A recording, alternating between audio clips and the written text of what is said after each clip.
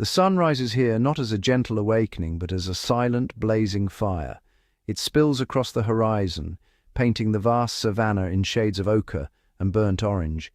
This is a land of immense scale, a place where the sky is a boundless ocean of blue, punctuated only by the silhouette of a lone acacia tree. Its branches reach outwards like gnarled fingers, a testament to its long and patient survival. The air itself feels ancient, carrying the scent of dry earth and distant rain. A soft wind whispers through the tall golden grasses, creating waves that ripple endlessly towards the distant hazy mountains. It is a sound that has remained unchanged for millennia. Below this immense sky, the earth breathes. It is a canvas of stark contrasts. The deep, cracked mud of a dry riverbed lies next to patches of resilient green scrub. Here, life is a constant negotiation with the elements. Every shadow offers a brief respite from the relentless heat. Every gust of wind carries a story, a warning, or a promise. The landscape is not merely a backdrop, it is an active participant in the drama of life. You can feel its presence in the warmth of the soil underfoot, and the cool, soft touch of the morning mist that clings to the low valleys before the sun burns it away. This is a world of dramatic beauty and profound silence, a silence that is often broken by the sudden sharp call of a hawk circling high above, or the distant low rumble of a herd of elephants on the move. These sounds are not an interruption to the quiet, but a part of it. They are the heartbeat of this wild place. The land holds its breath, waiting for the cool of the evening, for the life-giving rains, for the next chapter in the endless story of survival. It is a place of breathtaking wonder, where every detail tells a tale of struggle and endurance. The sheer scale of it all can feel overwhelming. Mountains, like sleeping giants, guard the edges of the plains. Rivers, when they flow, carve deep arteries into the land, their waters the color of rich red earth. But even in its grandest moments, the landscape is also a place of intricate, delicate details. A spider's web, glistening with morning dew, the iridescent shimmer on a beetle's back, the delicate pattern of a giraffe's coat. It is in this blend of the immense and the intimate that the true magic of this continent is found. A land of giants and jewels, all existing under the same unforgiving sun. If you enjoyed this journey into Africa's wild heart, don't forget to subscribe to our channel for more breathtaking adventures. Your support helps us bring you even closer to the wonders of our world. In the heart of these vast landscapes live people whose connection to the earth is absolute. They are the ancient tribes of this continent, their lives woven into the fabric of the natural world. They do not see themselves as separate from the wilderness, but as a part of it. Their traditions are as old as the hills they walk upon.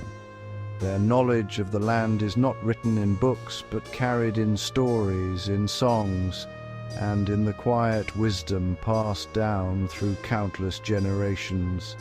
They move through the bush with a grace and certainty that comes from a lifetime of listening to its rhythms.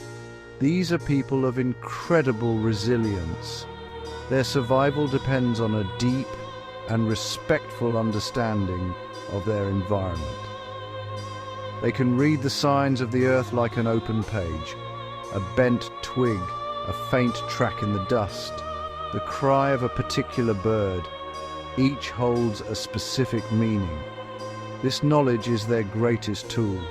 It allows them to find water where none seems to exist, to locate medicinal plants, and to anticipate the movements of the animals with whom they share this world. Their very existence is a masterclass in adaptation, a living library of survival skills. Their culture is rich and vibrant, a celebration of life in a world where it is often hard-won. Their bodies are adorned with the colors of the earth itself. Ochre, clay, and charcoal are used to create intricate patterns that tell stories of lineage, of courage, and of spiritual belief. Their homes are built from the materials the land provides: grass, mud, and wood. These simple structures offer shelter, but their true home is the vast, open land around them. Here, community is everything. They share their food, their burdens and their joys, bound together by a deep sense of kinship. There is a profound humility in their way of life. They take only what they need, and they understand the importance of balance. In their beliefs, every animal, every plant, and every river has a spirit. To disrespect these spirits is to invite misfortune. This worldview fosters a deep and abiding reverence for all living things. They are not conquerors of the land, but its custodians. Their survival is a delicate dance, performed with skill, with courage, and with an awe for the powerful forces of nature that surround them. Survival here is a constant, quiet tension. It hangs in the air as tangible as the midday heat.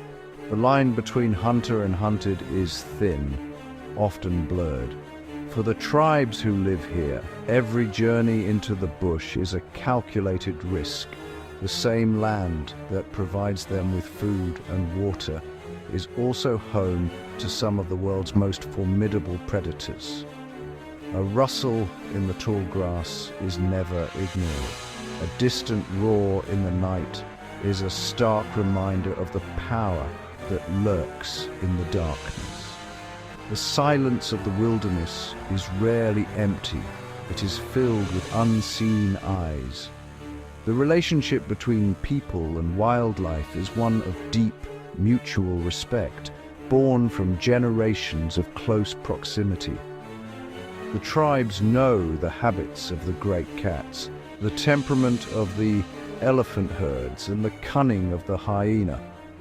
They do not fear these animals in the way an outsider might. Instead, they hold a deep reverence for their strength and their wildness. They understand that they are fellow inhabitants of a shared world, each with a right to exist. This understanding is key to their coexistence, a fragile peace negotiated daily. Consider the hunt. It is not a sport, but a solemn act of survival. The hunters move with extraordinary stealth, their bodies low to the ground. They use the wind to mask their scent and the terrain to hide their approach. Every sense is heightened. They listen for the snap of a twig, watch for the flick of an ear, and feel the vibrations in the earth beneath their feet. The suspense builds slowly, moment by moment. The air grows still. The world seems to shrink, focusing down to the hunter and their quarry. It is a primal drama, played out on this ancient stage. But danger is a constant companion. A hunt can turn in an instant. A wounded buffalo, a protective lioness, or a startled elephant can become an unstoppable force of nature. The tribespeople carry the scars of these encounters, each one a story of survival, a lesson learned. They know that a single moment of carelessness can be fatal. This ever-present risk shapes their character, forging in them a quiet courage and a profound awareness of their own mortality. They live with danger not as an enemy, but as a neighbor. The sun is low, casting long, distorted shadows across the plains. A small group of hunters moves through the acacia scrub. Their movements are fluid, economical, and almost silent. They are shadows themselves, blending seamlessly into the landscape. Their skin, covered in a fine layer of dust, mirrors the colors of the dry earth. They carry simple, handmade weapons, spears tipped with fire-hardened wood or sharpened stone. In their hands, these are not primitive tools, but extensions of their own bodies, wielded with incredible skill and precision. The air is still, heavy with anticipation. They have been tracking their prey since sunrise. The trail is faint, a series of scuffs in the dust and barely broken stems of grass. But for these men, the signs are as clear as a written language. They tell the story of the animal, its size, its speed, and how long ago it passed this way. The hunters communicate with one another, not with words, but with a complex language of hand signals and subtle gestures. A raised hand means stop. A slight nod of the head indicates the direction of the tracks. Their teamwork is flawless, a silent symphony of shared intent. Suddenly, they freeze. Ahead, partially hidden by a thicket of thorn bush, is their quarry. A large antelope, its head down, grazing peacefully. The wind is in their favor, carrying their scent away from the unsuspecting animal. The lead hunter slowly raises his spear. His muscles are tense, coiled like a spring. This is the critical moment, the culmination of hours of patient tracking. The world seems to fall silent. The chirping of insects fades away. The only sound is the soft, rhythmic breathing of the hunters and the distant pounding of their own hearts. The spear is thrown. It flies through the air with a faint hiss, a dark streak against the golden light of the setting sun. The moment is one of intense, focused violence, yet it is born not of aggression, but of necessity. It is the act that will feed their families. It is the continuation of a cycle as old as humanity itself. As the animal falls, there is no celebration, no cry of victory. Instead, there is a moment of quiet respect, a silent acknowledgement of the life that has been taken and the life that it will now sustain. Water is the true currency of this land. Its presence means life. Its absence means a slow, relentless decline. The seasons are defined not by temperature, but by the coming and going of the rains. During the dry season, the landscape is transformed into a study in beige and brown. Rivers shrink to a series of isolated pools, then disappear altogether, leaving behind cracked, sun-baked beds that scar the earth. The air is thick with dust. The sun beats down with a ferocious intensity, leaching the moisture from everything it touches. For all living things, this is a time of great trial. The search for water becomes the central focus of daily life. The people of the tribes possess an extraordinary ability to find it. They know how to dig in the sand of a dry riverbed to reach the cool, filtered water that flows beneath the surface. They can identify certain plants that store moisture in their roots.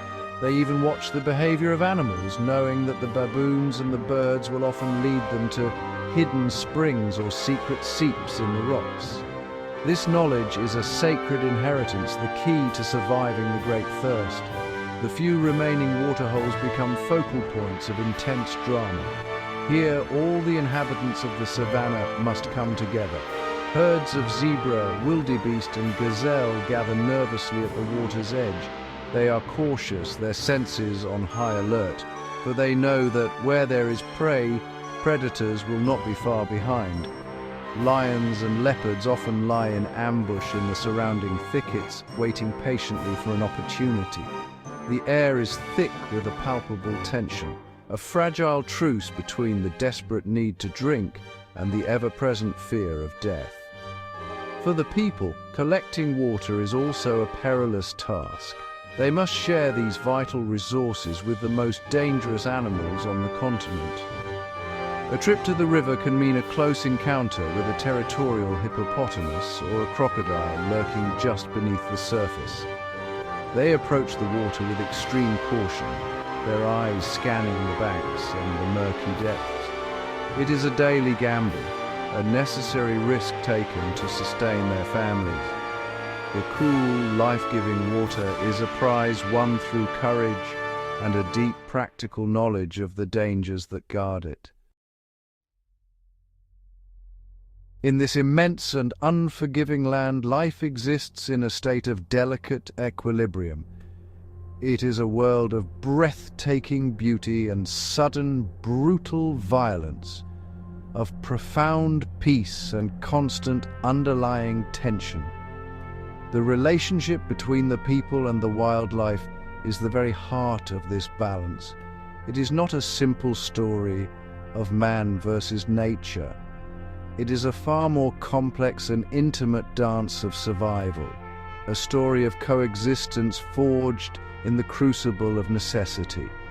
Here, humanity is not dominant, but simply one of the many threads in a rich and ancient tapestry.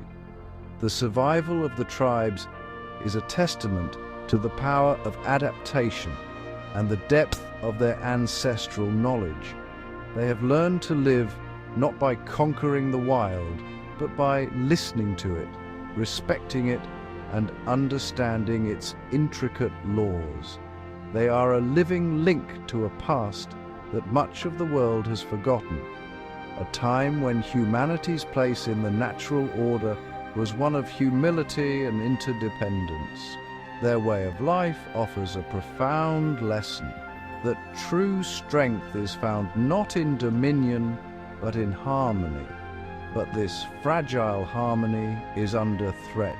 The modern world encroaches and the ancient wilderness shrinks. The delicate balance that has sustained life here for millennia is becoming increasingly precarious. The survival of these unique cultures and the magnificent animals with whom they share their home depends on the preservation of these last wild places. It depends on an understanding that their fate is intertwined with our own.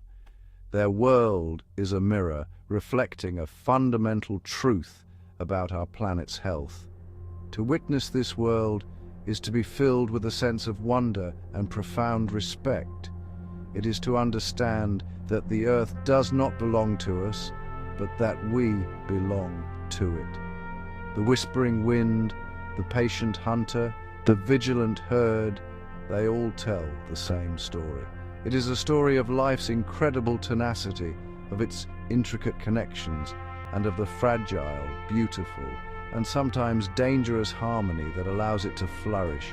This is the unseen Africa, a world where the pulse of life beats strong, and where every sunrise brings another chapter in the timeless saga of survival.